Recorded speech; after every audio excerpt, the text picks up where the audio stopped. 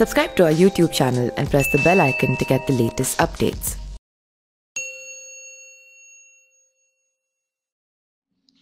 उत्तर प्रदेश के बलिया जिले के बैरिया सीट से बीजेपी विधायक सुरेंद्र सिंह अपने विवादित बयानों के लिए चर्चा में रहते हैं।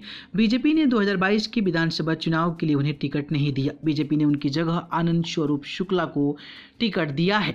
इससे नाराज सुरेंद्र सिंह ने बुधवार को बीजेपी की प्राथमिकता सदस्यता से इस्तीफा दे दिया था और बीजेपी से इस्तीफा देने के बाद उन्होंने कहा है कि वो बैरिया से चुनाव जीतकर और भारतीय जनता पार्टी के उम्मीदवार को हराकर दिखाएंगे।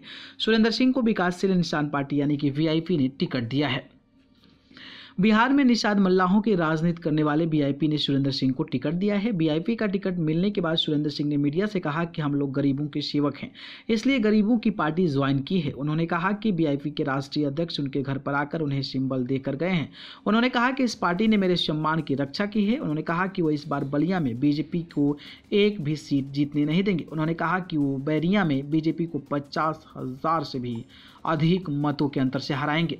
बीजेपी से टिकट कटने और किसी अन्य दल से टिकट के सवाल पर सुरेंद्र सिंह ने कहा था कि अगर कोई दल हमको सम्मानपूर्वक बुलाकर कहेगा कि आइए हमारी पार्टी से टिकट लेकर लड़ जाइए तो मैं विचार करूंगा और लड़ सकता हूं, लेकिन मैं किसी की याचना करने या पैर छूने वाला नहीं हूं। बीजेपी से टिकट नहीं मिलने पर सुरेंद्र सिंह ने इसका ठिकरा बलिया से बीजेपी सांसद वीरेंद्र सिंह मस्त पर फोड़ा था। उन्होंने कहा था कि ये लड़ाई वीरेंद्र सिंह मस्त बनाम सुरेंद्र सिंह की चरित्र की हो गई है।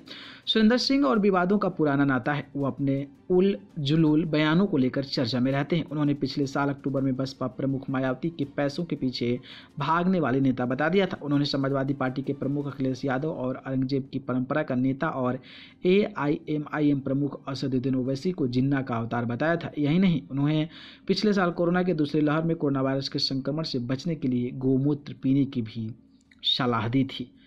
न्यूज़ रूम से न्यूज़ लाइव की रिपोर्ट।